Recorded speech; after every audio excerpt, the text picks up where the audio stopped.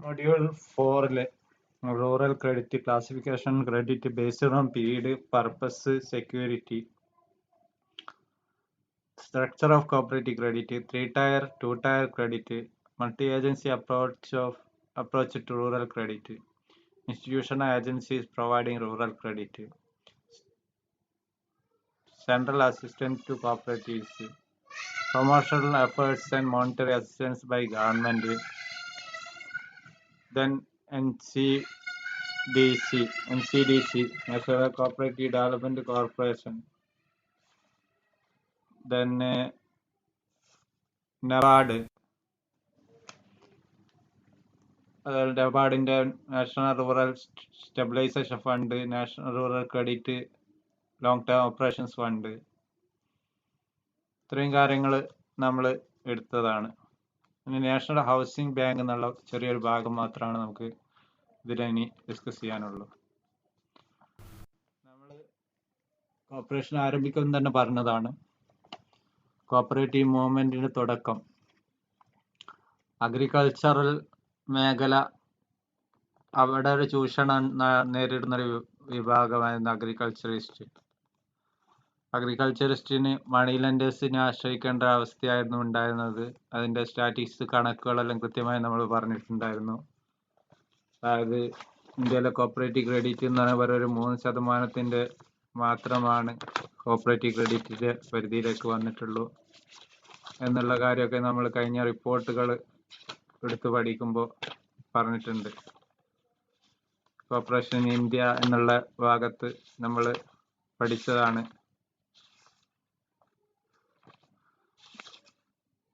3.1%, അതായത് 23.25 crores മാത്രമാണ് cooperative credit ആയിട്ട് എന്ത് ചെയ്യുന്നത് അഗ്രികൾച്ചർ മേഖലയിൽ റൂറൽ ക്രെഡിറ്റിലുള്ളത്. അതായത് all India rural credit survey committee റിപ്പോർട്ടാണ്.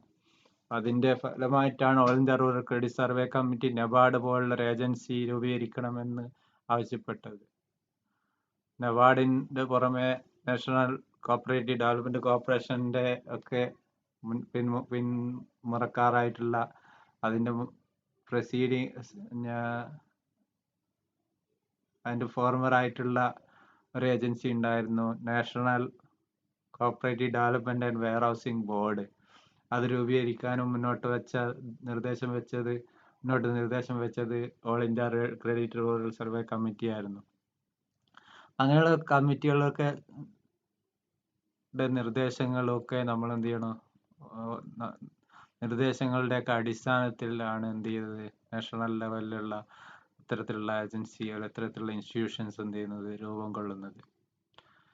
ദെൻ അഗ്രികൾച്ചർ രംഗത്തെ കുറിച്ച് ഞാൻ പറഞ്ഞു. അഗ്രികൾച്ചർ രംഗത്ത് എന്തായിരുന്നു അഗ്രികൾച്ചറിസ്റ്റുകൾ നേരിടുന്ന പ്രശ്നങ്ങൾ എന്നുള്ളത് നമ്മൾ പറഞ്ഞു. അഗ്രികൾച്ചറിൽ അവർക്ക് റൂറൽ ക്രെഡിറ്റ് ലഭിക്കാത്തൊരവസ്ഥയായിരുന്നു ഉണ്ടായിരുന്നത്.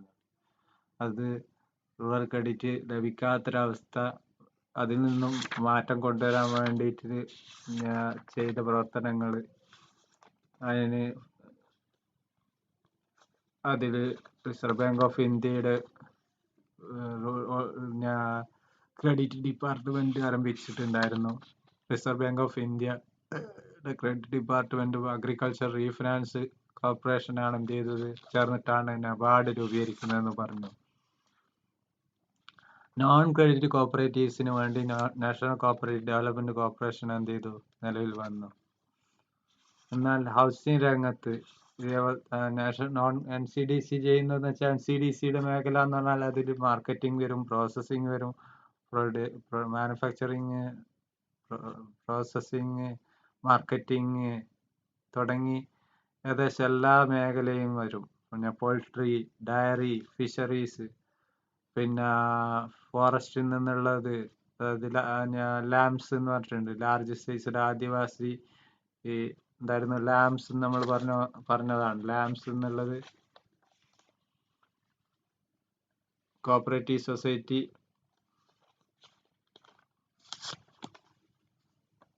ലാർജ് സൈസ് ആദിവാസി മൾട്ടിപർപ്പസ് കോപ്പറേറ്റീവ് സൊസൈറ്റീസ് ആണ്. അവരെ മൈനർ ഫോറസ്റ്റ് പ്രൊഡ്യൂസ് അതെങ്ങനെ മാർക്കറ്റ് ചെയ്യുക, അതിനെ എക്സ്പോർട്ട് ചെയ്യാനൊക്കെ, എക്സ്പോർട്ട് ആൻഡ് ഇമ്പോർട്ട്, ഇവിടെയൊക്കെ അഗ്രികൾച്ചർ പ്രൊഡ്യൂസിൻ്റെ ഒക്കെ എക്സ്പോർട്ട് ഇമ്പോർട്ടിന് വേണ്ടിയിട്ടുള്ള പ്രവർത്തനങ്ങളൊക്കെ ചെയ്യാൻ കൺസ്യൂമർ സെക്ടറിൽ കൺസ്യൂമർ ആർട്ടിക്കിൾസ് സപ്ലൈ ചെയ്യുന്നത് ഒക്കെ ഉൾപ്പെടുത്തിയിട്ട്, അഗ്രികൾച്ചർ ഇൻപുട്സ് സപ്ലൈ ചെയ്യുന്നത് ഒക്കെ ഉൾപ്പെടുത്തിയിട്ടുള്ള ഒരു പ്രവർത്തനങ്ങളാണ് NCDC ചെയ്യുന്നത്. എന്നാൽ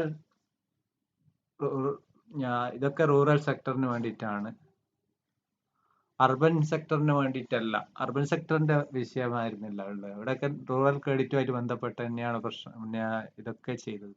NCDC ചെയ്തതും നബാർഡ് ചെയ്തുകൊണ്ടിരിക്കുന്നതൊക്കെ rural and agricultural and rural development എന്നുള്ളതാണ്. അഗ്രികൾച്ചർ ആൻഡ് റൂറൽ ഡെവലപ്മെന്റിന് വേണ്ടിയിട്ടാണ് NCDC ആയിക്കോട്ടെ, ഡയറക്റ്റ്ലി ആയിട്ട് ഇൻഡയറക്റ്റ്ലി ആയിട്ടും ഒക്കെ എന്ത് ചെയ്യുന്നത്, പ്രൊമോഷൻ വേണ്ടിയിട്ടാണ് എന്ത് ചെയ്യുന്നത്, അവയുടെ പ്രവർത്തനങ്ങൾ എന്ത് ചെയ്യുന്നത്, ഫലം ചെയ്യുന്നത്. നമ്മൾ പറഞ്ഞു NCDCയുടെ ഫംഗ്ഷനിലെ ഒരു ഫംഗ്ഷനായിട്ട് നമ്മൾ പറഞ്ഞിട്ടുണ്ടായിരുന്നു. NCDC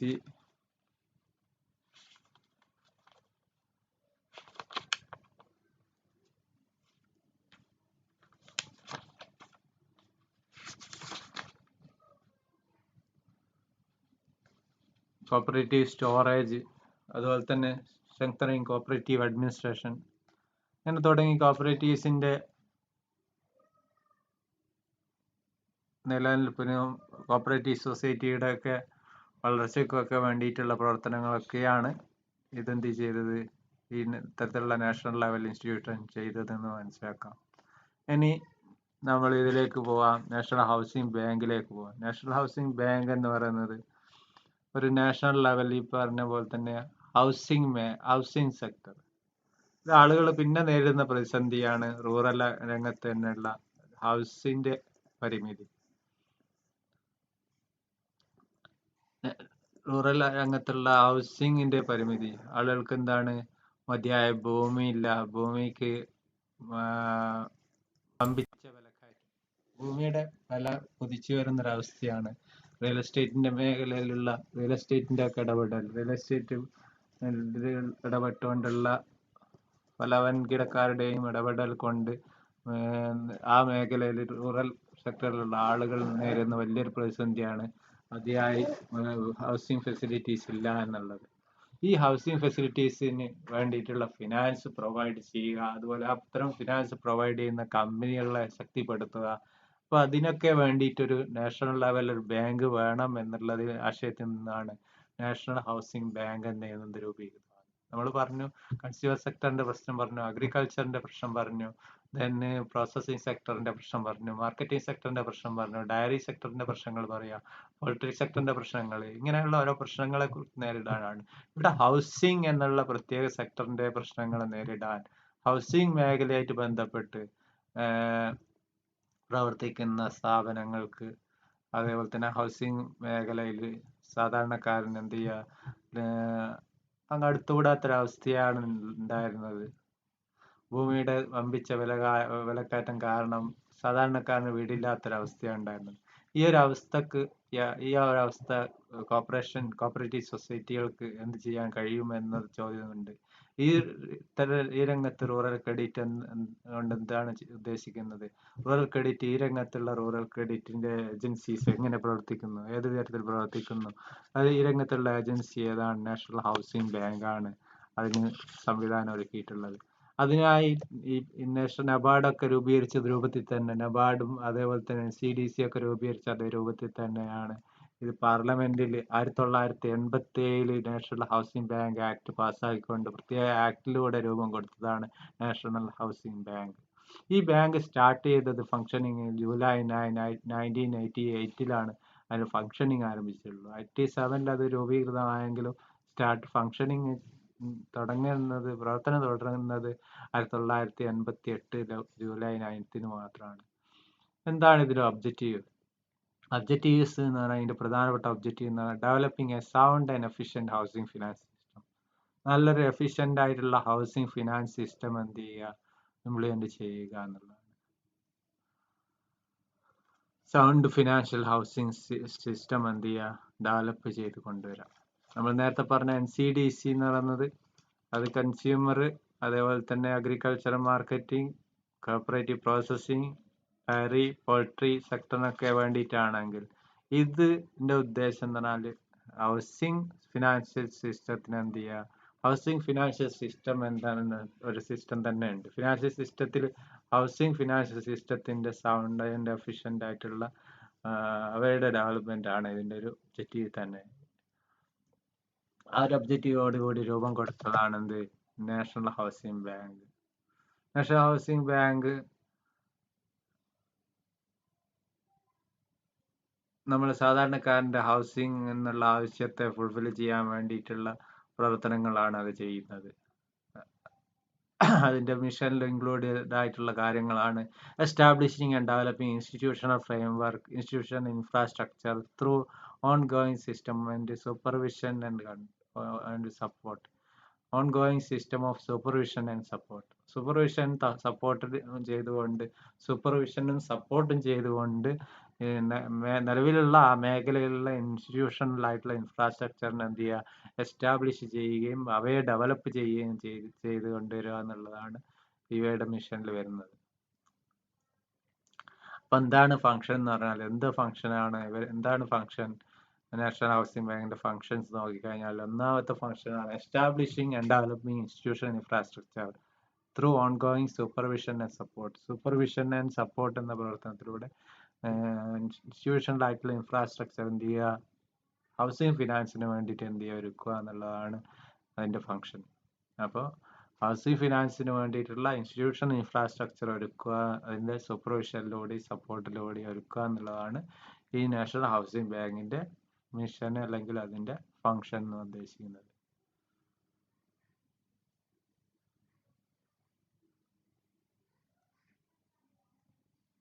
ബാങ്കിന്റെ ഫിനാൻസിങ് റോൾ എങ്ങനെയാണെന്നുണ്ട് അത് ശരിക്കും ഫ്ലോ ഓഫ് ഫണ്ട് ഹൗസിംഗ് സെക്ടറിലെ വലിയൊരു മാറ്റത്തിന് കാരണമാകും. ഈ ഫിനാൻസ് സെക്ടറിലുള്ള ഫിനാൻസിങ് സെക്ടറിലുള്ള സ്ഥാപനങ്ങൾ ഇടപെടുന്നത് കൊണ്ട് തന്നെ അത്തരം സ്ഥാപനങ്ങളെ നിയന്ത്രിക്കുക, അത്തരം സ്ഥാപനങ്ങൾ സൂപ്പർവൈസ് ചെയ്യുകയും സപ്പോർട്ട് ചെയ്യുകയും ചെയ്യുന്നതുകൊണ്ട് തന്നെ എന്ത് ചെയ്യാൻ പറ്റും, നാഷണൽ ഹൗസിംഗ് ബാങ്കിന് ഈ അവയുടെ പ്രവർത്തനങ്ങൾ ഇടപെടുന്നതിലൂടെ എന്ത് ചെയ്യാൻ പറ്റും, ഈ ബാങ്കിന് ബാങ്ക് ഫിനാൻസിങ് റോളിൽ എന്ത് ചെയ്യുക, പോസിറ്റീവ് ഇമ്പാക്റ്റ് അത് ഉണ്ടാക്കും. അത് രാജ്യത്ത് ഹൗസിംഗ് ഫിനാൻസിന് രംഗത്തുള്ള ബാങ്കിൻ്റെ ഹൗസിംഗ് ഫിനാൻസ് രംഗത്തുള്ള പോസിറ്റീവ് ഇമ്പാക്റ്റ് അതിൻ്റെ ഫ്ലോ ഓഫ് ഫണ്ടിൽ ഹൗസിംഗ് സെക്ടറിൽ ഉണ്ടാക്കും എന്നുള്ളത് ഉറപ്പാണ്. അതിന് ഇമ്പോർട്ടൻ്റ് ആക്ടിവിറ്റീസ് എന്തൊക്കെയാണെന്ന് നോക്കാം ഈ നാഷണൽ ഹൗസിംഗ് ബാങ്കിൻ്റെ. അതിൻ്റെ ഒന്നാമത്തെ ഫംഗ്ഷനാണ് formulation of guide lines four promotion of housing finance companies. Guide lines formulate ചെയ്യുക. ഹൗസിംഗ് ഫിനാൻസ് കമ്പനീസിൻ്റെ HFCസിൻ്റെ ഗൈഡ് ലൈൻസ് പ്രൊമോഷന് വേണ്ടിയിട്ടുള്ള ഗൈഡ് ലൈൻസ് എന്ത് ചെയ്യുക, ഫോർമുലേറ്റ് ചെയ്യുക എന്നുള്ളതാണ് അവിടെ ഒന്നാമത്തെ ധർമ്മം. അപ്പോൾ നിലവിലുള്ള ഹൗസിംഗ് ഫിനാൻസ് കമ്പനീസിന് ഏതൊക്കെ മാർഗനിർദ്ദേശം നൽകുക, അവ എങ്ങനെ പ്രവർത്തിക്കണം, അവർ പ്രവർത്തിക്കേണ്ട രീതികളെ പറ്റിയൊക്കെ എന്ത് ചെയ്യാം, മാർഗനിർദ്ദേശം നൽകുന്ന ഒരു ഗൈഡ് ലൈൻസ് നൽകുന്ന സ്ഥാപനമാണെന്ത്, അത് റെഗുലേറ്ററി റോൾ ഉണ്ടെന്നാണ്. ഇവയ്ക്കൊരു റെഗുലേറ്ററി റോൾ നിർവഹിക്കുകയാണ് ചെയ്യുന്നത് നാഷണൽ ഹൗസിംഗ് ബാങ്ക്. നമ്മൾ സ്റ്റോക്ക് എക്സ്ചേഞ്ചിൽ നോക്കുമ്പോൾ security exchange board of India regulatory role നിർവഹിക്കുന്നത് പോലെ തന്നെ, അതുപോലെ റെയിൽവേ റെഗുലേറ്ററി, അങ്ങനെ തുടങ്ങി പല regulatory authority, insurance regulatory authority ഉണ്ട്. അതുപോലെ തന്നെ ഒരു ഏജൻസി ആയിട്ടാണ് എന്ത് ഈ നാഷണൽ ഹൗസിംഗ് ബാങ്ക് എന്ത് ചെയ്യുന്നത്, പ്രവർത്തിക്കുന്നത്. നാഷണൽ ഹൗസിംഗ് ബാങ്ക് ഫോർമുലേറ്റ് ചെയ്യാണ്, formulation of guide lines formulate ചെയ്യാണ് എന്തിനു വേണ്ടി, ഹൗസിംഗ് ഫിനാൻസ് കമ്പനീസിന് വേണ്ടി. അപ്പോൾ അവരുടെ റെഗുലേറ്ററി റോളുള്ള ഒരു സ്ഥാപനമാണ് നാഷണൽ ഹൗസിംഗ് ബാങ്ക് എന്ന് മനസ്സിലാക്കുക. പിന്നെ equity participation in housing finance companies. Housing finance കമ്പനീസിൽ ഇക്വിറ്റി പാർട്ടിസിപ്പേഷൻ ചെയ്യുക. അതുപോലെ ബിൽഡിംഗ് മെറ്റീരിയൽ ഇൻഡസ്ട്രീസിലും ഇക്വിറ്റി പാർട്ടിസിപ്പേഷൻ ഉദ്ദേശിക്കുന്നത് അവരുടെ ഷെയർ ക്യാപിറ്റൽ എന്ത് ചെയ്യുക, ഇൻവെസ്റ്റ് ചെയ്യുക, ഷെയറിലൊക്കെ തന്നെ ഇൻവെസ്റ്റ് ചെയ്തുകൊണ്ട് ഇടപെടൽ നടത്തുക എന്നുള്ളതാണ് മറ്റൊന്ന്. ഷെയർ ക്യാപിറ്റലൊക്കെ equity participation in housing finance companies and building material industries. Building material ഇൻഡസ്ട്രീസിലും ഹൗസിംഗ് ഫിനാൻസ് കമ്പനീസിലും എന്ത് ചെയ്യുക, ഇക്വിറ്റി പാർട്ടിസിപ്പേഷൻ ഹൗസിംഗ് ഫിനാൻസ് കമ്പനീസിൽ എന്ത് ചെയ്യുക,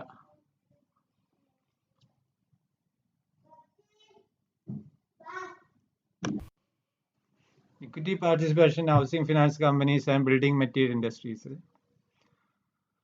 അതായത് നമ്മൾ പറഞ്ഞു കഴിഞ്ഞു, ഇക്വിറ്റി പാർട്ടിസിപ്പേഷൻ ആണ് ഷെയർ ക്യാപിറ്റൽ എന്ത് ചെയ്യുക, ഇൻവെസ്റ്റ് ചെയ്തുകൊണ്ട് ഫിനാൻസ് കമ്പനീസിൽ ഇൻവെസ്റ്റ് ചെയ്യുക, ബിൽഡിംഗ് മെറ്റീരിയൽസിൽ ഇൻഡസ്ട്രീസിലൊക്കെ ഇൻവെസ്റ്റ് ചെയ്യുക. പിന്നെ formulation nationwide loan linked saving scheme. Nation wide ആയിട്ട് ലോൺ ലിങ്ക്ഡ് ആയിട്ടുള്ള സേവിങ് സ്കീം എന്ത് ചെയ്യുക, ഫോർമുലേറ്റ് ചെയ്യുക.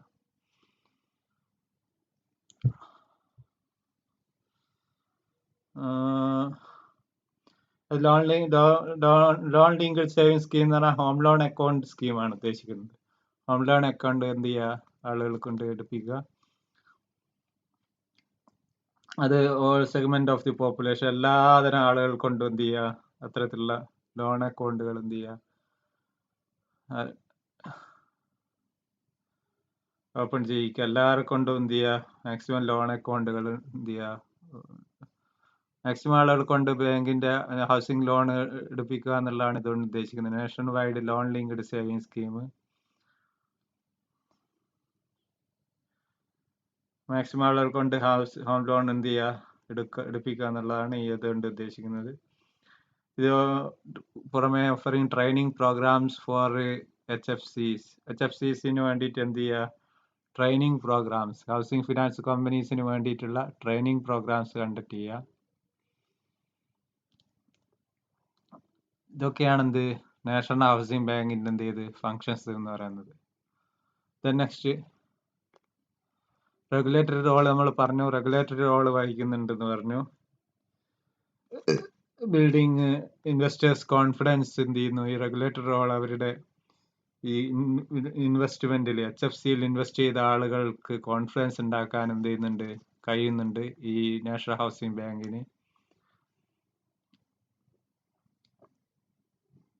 National housing bank refinance assistance provide ചെയ്യുന്നുണ്ട് റീജിയണൽ റൂറൽ ബാങ്ക്സിന്. Financial assistance wide range of institutions retail level through the refinance mechanism. അത്തരത്തിൽ refinance നൽകുന്ന സ്ഥാപനങ്ങൾ ഒന്നാണ് റീജിയണൽ റൂറൽ ബാങ്ക്സിന് എന്ത് ചെയ്യുന്നു, റീഫിനാൻസ് അസിസ്റ്റൻസ് പ്രൊവൈഡ് ചെയ്യുന്നു. Then NHB supports other institutions engaged in financing rural housing. Rural ഹൗസിംഗിൽ ഉള്ള മറ്റ് സ്ഥാപനങ്ങളെ എന്ത് ചെയ്യുന്നു, സപ്പോർട്ട് ചെയ്യുന്നുണ്ട് NHB.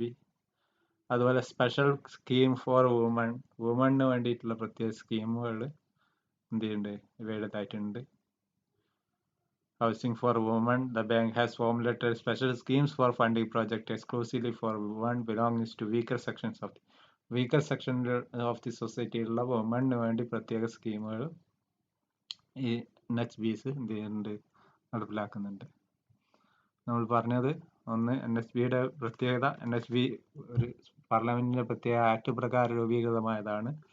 1987 രൂപീകൃതമായത്. 1988 അത് ഫങ്ഷൻ ചെയ്യാൻ തുടങ്ങി.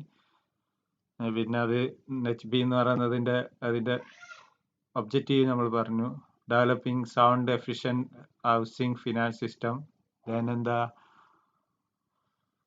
അതിന്റെ മിഷൻ എന്ന് പറഞ്ഞത് എന്താ പറഞ്ഞു, establishing and developing institutional infrastructure through ongoing system of supervision and support. പിന്നെ ബാങ്കിന്റെ ഫിനാൻസിങ് റോള് പറഞ്ഞു, അത് പോസിറ്റീവ് ഇമ്പാക്റ്റ് എന്ത് ചെയ്യുന്നുണ്ട്, നൽകുന്നുണ്ട്. ഫ്ലോ ഫണ്ട് ഓഫ് ഹൗസിംഗ് സെക്ടറിൽ ഫ്ലോ ഫണ്ടിന് ഉണ്ട്. അതിന്റെ ആക്ടിവിറ്റീസ് നമ്മൾ ഓരോന്നായിട്ട് പറഞ്ഞു. അതിൽ guide lines, promotion of housing finance, then equity participation, formulation of guide lines formulate ചെയ്യുക, പിന്നെ ഇക്വിറ്റി പാർട്ടിസിപ്പേഷൻ ചെയ്യുക, തന്നെ formulation of national wide loan linked saving scheme. പിന്നെ പറഞ്ഞത് റെഗുലേറ്ററി റോൾ ഉണ്ടെന്ന് പറഞ്ഞു. ഈ finance assistance RRBs. NHB supports other institution engaged in financing rural housing, special scheme for woman.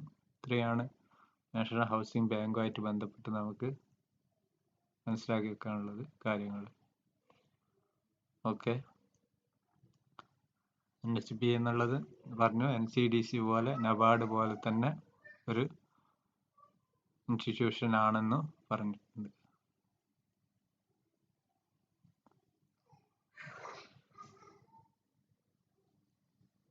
Okay.